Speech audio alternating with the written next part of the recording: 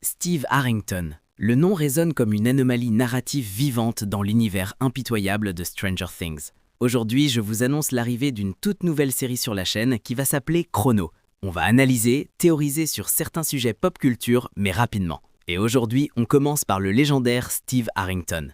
Initialement condamné à disparaître dès les premiers épisodes, Steve a survécu à son propre scénario. Il est devenu quelque chose d'inattendu, de précieux, le cœur battant d'Hawkins, la babysitter la plus improbable et la plus aimée de toute l'histoire télévisuelle récente.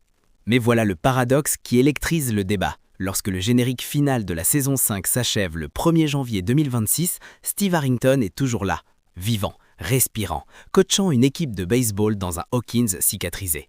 Et cette survie déclenche une question qui divise férocement la critique et les fans. Narrativement parlant, Steve Harrington aurait-il dû mourir pour que le final soit parfait ? Comprenons d'abord la puissance de l'argument pour sa mort. Steve Harrington incarne le trope classique de la rédemption par le sacrifice, cette trajectoire narrative millénaire où le pécheur se rachète par le sang. Regardez cette transformation stupéfiante. D'un côté, le King Steve arrogant de la saison 1, celui qui brise les appareils photo et règne sur Hawkins High avec une cruauté adolescente. De l'autre, le Steve de la saison 5, cet protecteur altruiste qui risque sa vie encore et encore pour des enfants qui ne sont même pas les siens.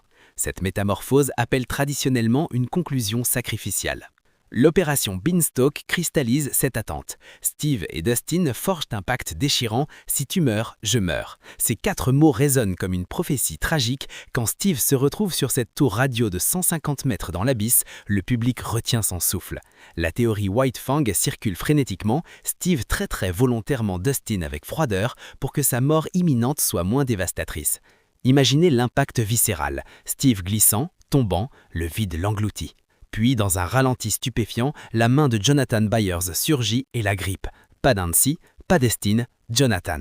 L'homme qu'il a humilié en saison 1, l'homme avec lequel il forme un triangle amoureux toxique depuis des années, l'homme qu'il devrait détester. Ce choix narratif est d'une intelligence foudroyante. En faisant sauver Steve par Jonathan, la série ne se contente pas d'éviter sa mort, elle cicatrise une blessure ouverte depuis 7 ans. Ce n'est plus un triangle amoureux pathétique, c'est une fraternité forgée dans les flammes du trauma partagé.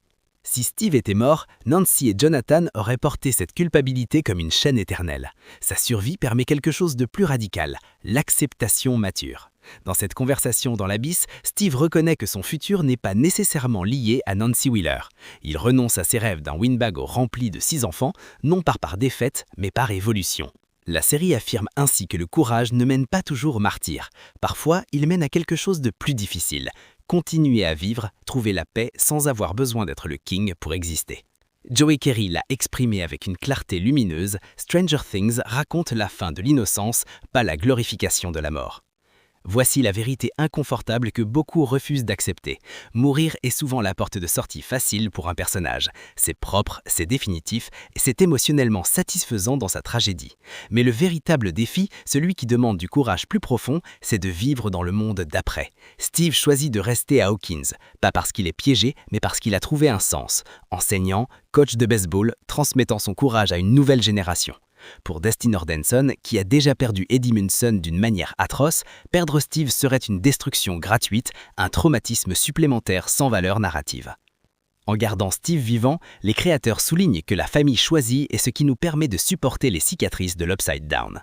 Steve n'obtient pas ses 6 enfants et son Winnebago de rêve, il n'épouse pas Nancy Wheeler, mais il trouve quelque chose de plus précieux, une utilité sociale calme, loin des monstres, enracinée dans le service aux autres. Son rôle de babysitter trouve ainsi sa résolution ultime, non dans la mort héroïque, mais dans la transmission générationnelle.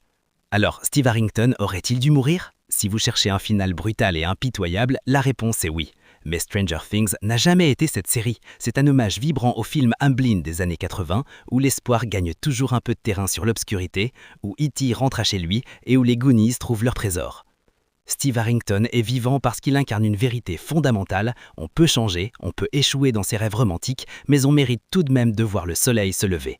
Sa survie n'est pas du fanservice gratuit, c'est une déclaration philosophique sur la résilience, la croissance et la dignité de la vie ordinaire après l'extraordinaire. La vraie question n'est pas « aurait-il dû mourir ?», mais qu'est-ce que sa survie dit sur nous, sur nos expectatives narratives, sur notre besoin de voir le sang pour croire au sacrifice.